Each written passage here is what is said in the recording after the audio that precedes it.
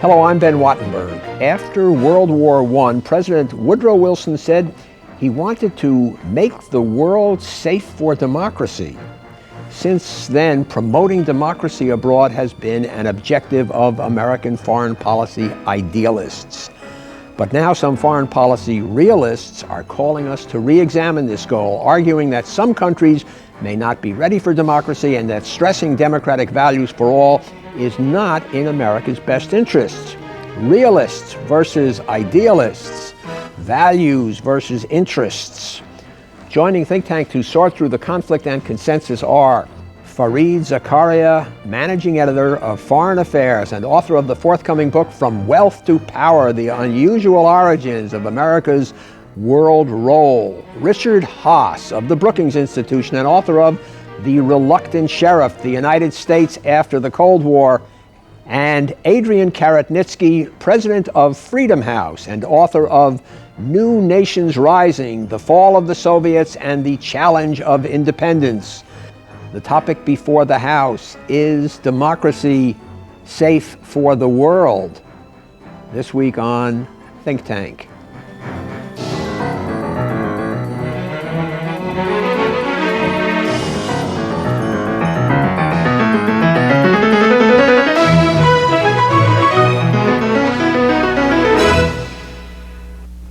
As the Berlin Wall came crashing down and the Soviet Union fell into that ash heap of history, many hoped a new era of democracy would rush in.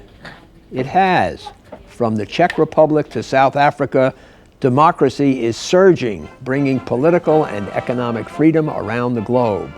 But has this spread of democracy always been a good thing? Not necessarily, writes Fareed Zakaria in Foreign Affairs magazine addressing this issue. He discusses the so-called illiberal democracies, nations with elections but without the rule of law, separation of powers, or freedoms of speech, religion, and property.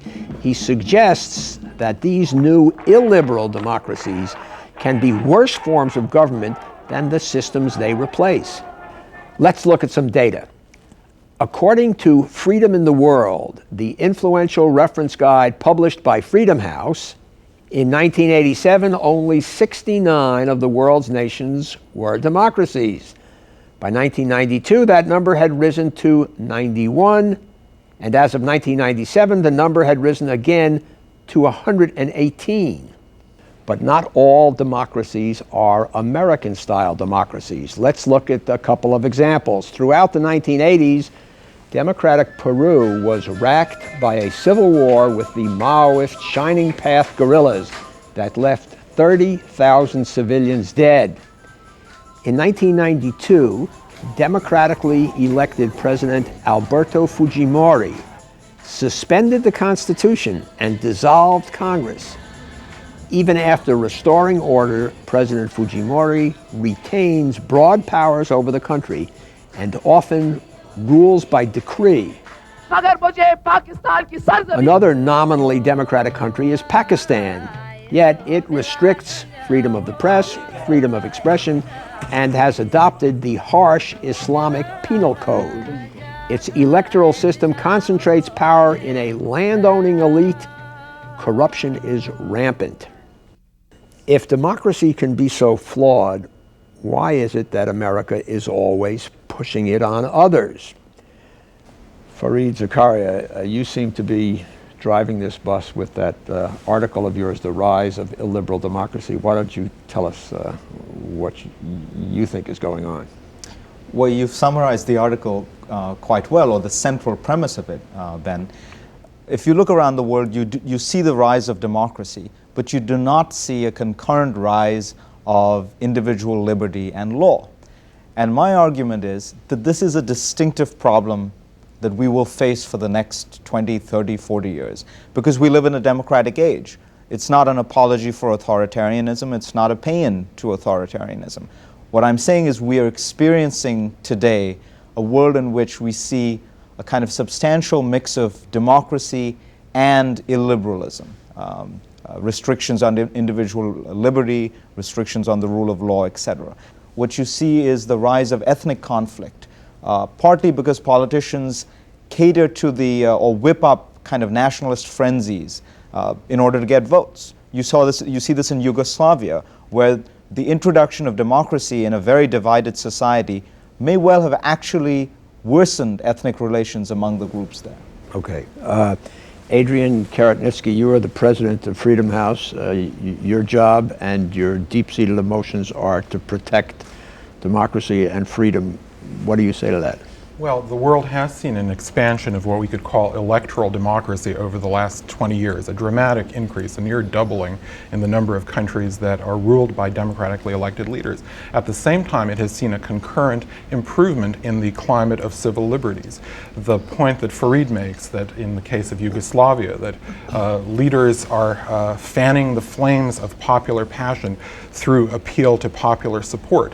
That may well be the case, but that is not a context of democracy. The expansion of democracy has occurred in most of these countries in the context of reasonably competitive elections and competitive alternatives subjected to regular and systematic elections. Yugoslavia doesn't fit the mold of this democratic expansion. So you think Milosevic is a demagogue who has manipulated and controlled the press and the media rather than some democratic leader who is succumbing to popular pressure. But wasn't he elected democratically? Well, he was elected under the government of Yugoslavia. The war that broke out in Yugoslavia was the consequence of decades of Marxist-Leninist rule. To attribute it to the emergence of... Let me get Richard Haass just so everybody at home knows who the players are. Richard.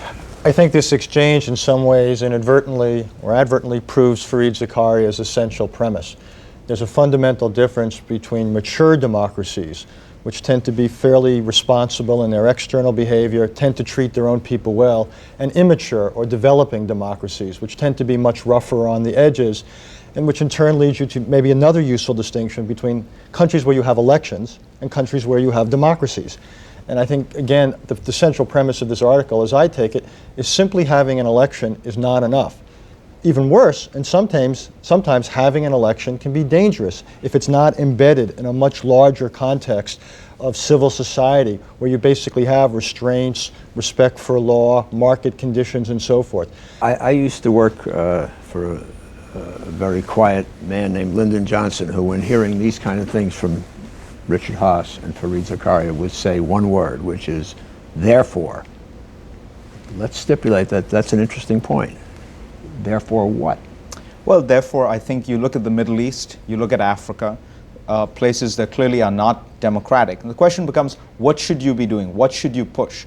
And I think Madeleine Albright has taken a therefore, which I would applaud, which is, you look at Africa, you have a bunch of new autocratic leaders.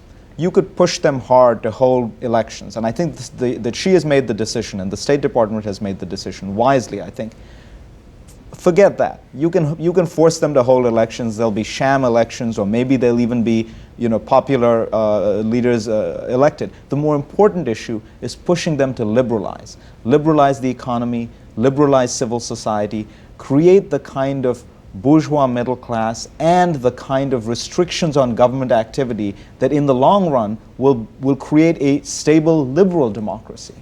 Define for our audience that word liberal in this context, because in the United States it means something very different politically. So no, it's closer to classical liberal or libertarian. That is to say, liberal in this context means protecting individual liberties, protecting property rights, etc. It's almost what one would call libertarian today. It's liberal as in liberty. Exactly. Not as in left of center. No, at all. In fact, as I say, it's probably closer in a sense to libertarian, which is right of center. A focus on individual rights, property rights, rule of law, protections on speech, etc. The problem is that many of these powerful leaders that are encouraged as new forces in Central Africa remind you of all the illusions that we had about the first wave of colonial leaders, that they also may have had an authoritarian style, had come out of the colonial struggles. Of anti-colonial leaders.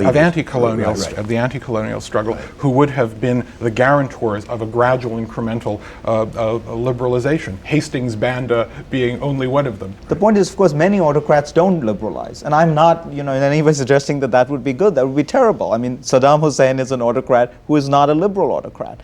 But all I'm saying is that if you were to push these autocrats to move in the direction of people like Pinochet in Chile, of many of the East Asian rulers, who liberalized their economies, created property rights, created some degree of rule of law, it's a process which then takes on a momentum of its own, and a very progressive momentum, which is good. Provided these guys don't want to do it. I want to make that clear. Of course they don't want to do it, but it happens inevitably. But compare it to the progress that has been made both in the introduction of market reforms and in the arising of civil society in places which have had even a small and modest political opening in fragile democracies. When you have some fragile democracies, you see reasonably competitive political parties emerging. For example, you have all the countries of Central Europe, the process that has occurred in Latin America, the process that has occurred in South Africa and in even to some degree in Mozambique, the process that's occurred in Namibia. In all these cases, you have had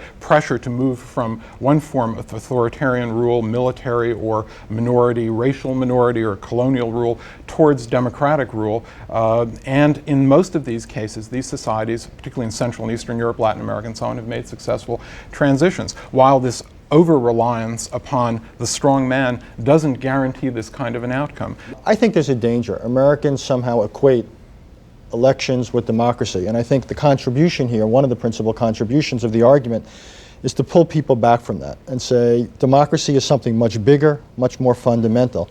And before you hold elections, you better be careful that you don't legitimize people who are hijacking a democratic process. And the old thing we used to say, one man, one vote, one time. You want to be careful. You want to make sure that before you send people to the ballot box, you then don't lead to a situation where you've concentrated political power so people can do in the very democratic process you want to encourage. Adrian, let me ask you a question.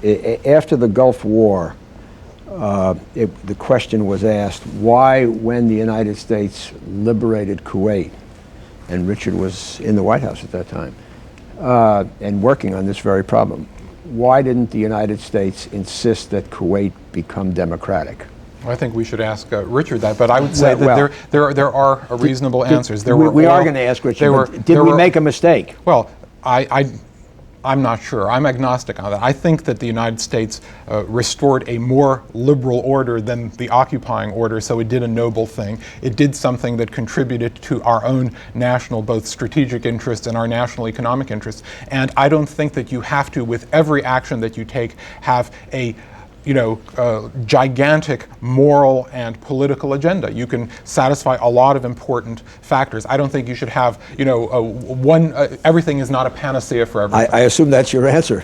Is that right? Less uncategorical. I would say, no, we did not make a mistake. We liberated Kuwait, and we helped establish the post-Cold War norm that you are not going to use force to decide international relations. That, to me, is an even more fundamental foreign policy concern than promoting democracy. Second of all, your question's really revealing, Ben. You can't install democracies. Democracy is not a light bulb that no matter how many people screw it in, it gets screwed in. Democracy happens largely from internal evolutions of societies.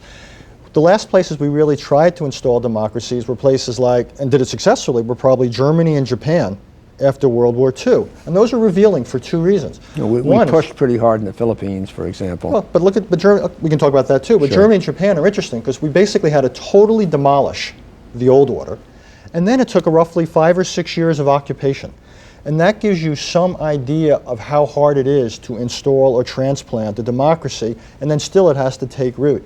I don't think in Kuwait any amount of American effort could have installed democracy given where they were politically, economically, socially, culturally. It could have. I mean, Adrian is not coming across as some democracy zealot, just as you guys are not coming across as anti-democracy zealots.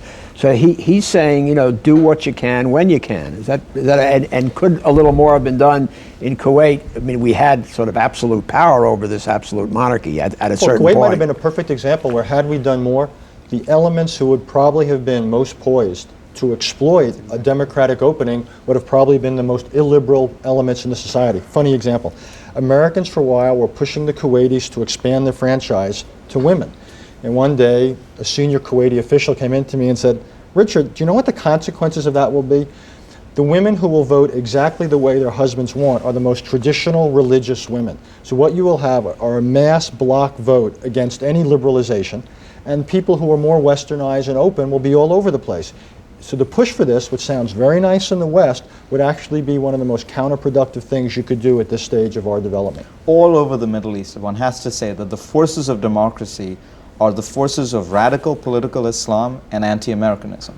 It's not, I mean, the generalization will not hold everywhere, but if you were to hold instant elections and have kind of brute majoritarianism take over the Middle East, it would be a devastating blow to American interests. But are they really the forces of democracy? Or are they simply the forces opposed to the current order? Well, but Adrian, in a way, you can, I mean, if you define democracy just to mean, those electoral outcomes that I like, and then every time something that happens that you don't like, you say, well, that wasn't really a democracy, or they didn't really have choice, etc.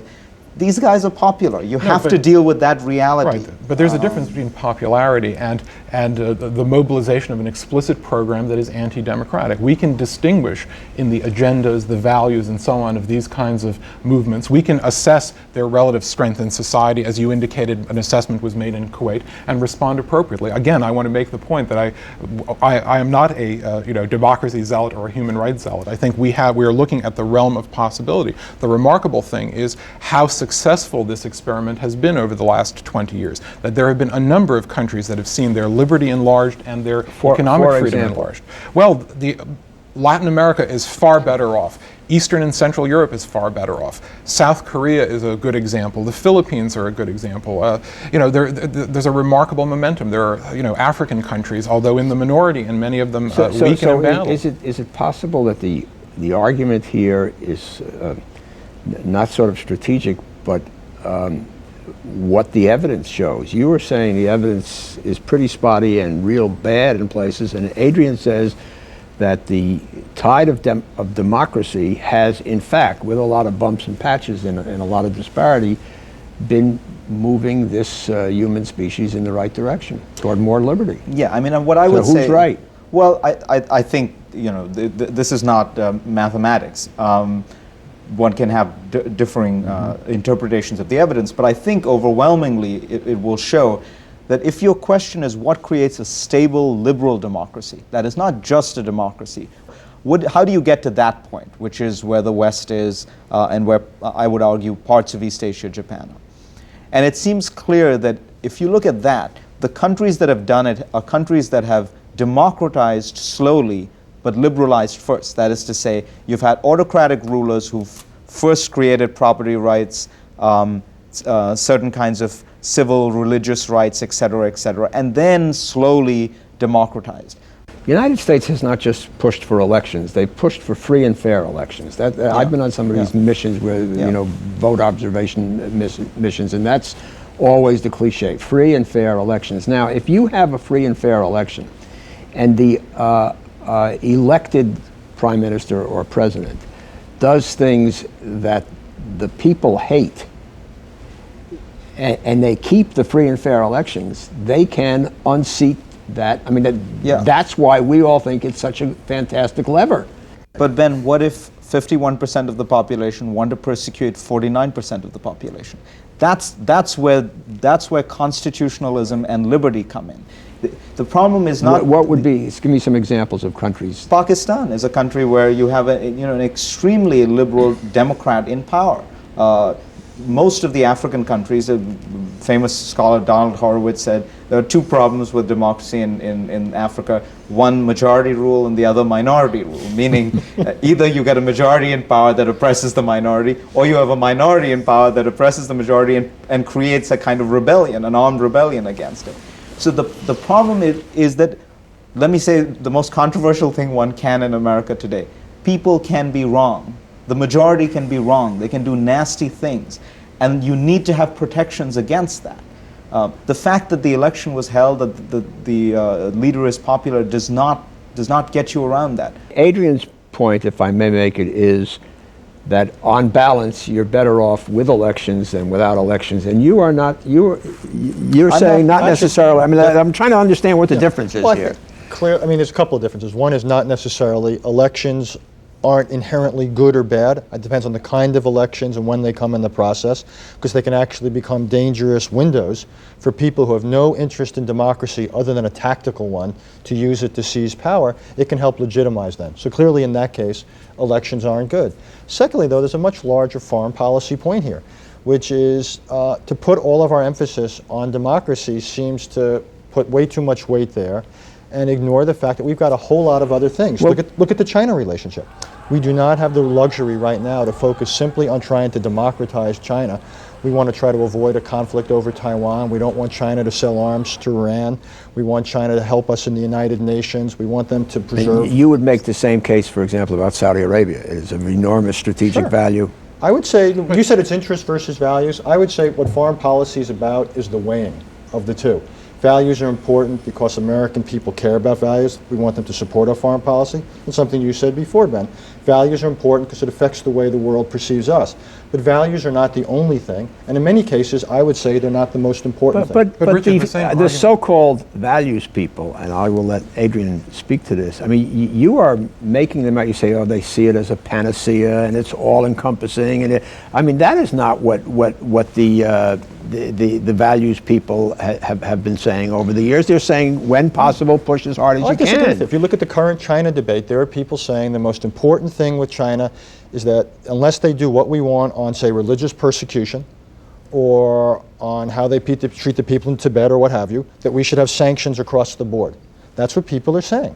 Now, if that's what you want, fine, but I would say we have a host of interests that would be adversely affected. They want to have a values-first foreign policy. It's people on the left, it's on the right. It's one of those interesting issues that actually cuts across the spectrum.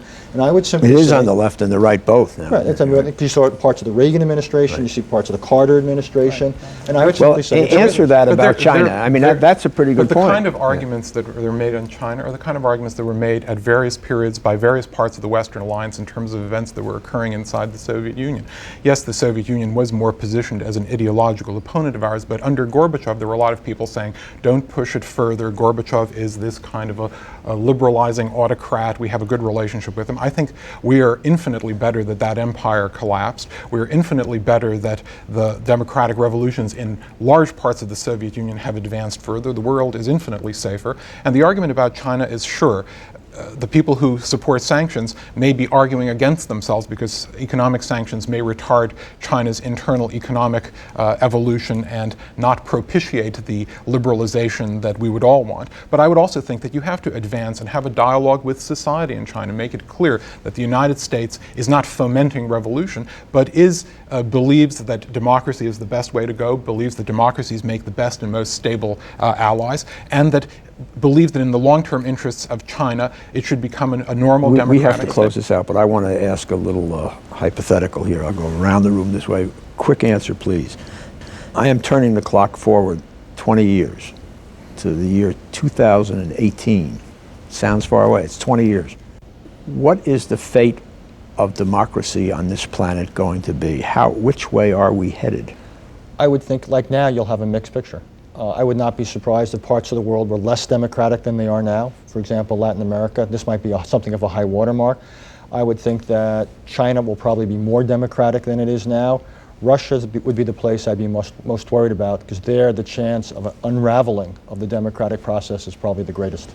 I would argue that barring wars and cataclysms, which can be leashed upon the world by the autocrats and the dictators rather than by the democracies, that barring that, if we can have a strong United States and a strong cohesive alliance that polices the world order, through time we will see a greater deepening of civil liberties and the rule of law precisely in those illiberal democracies as Fareed is concerned about.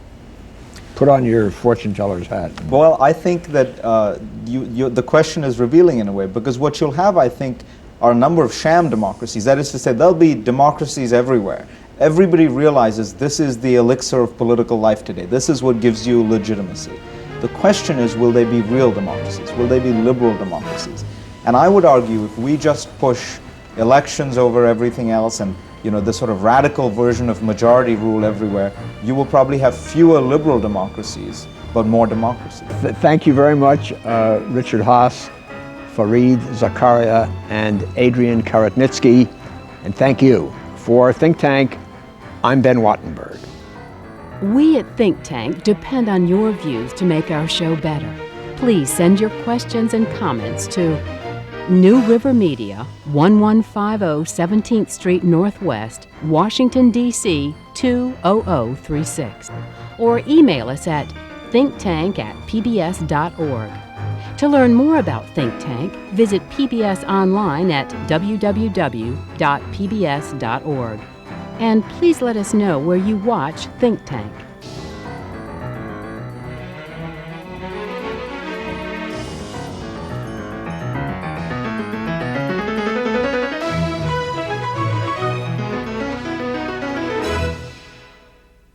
This has been a production of BJW Incorporated in association with New River Media, which are solely responsible for its content.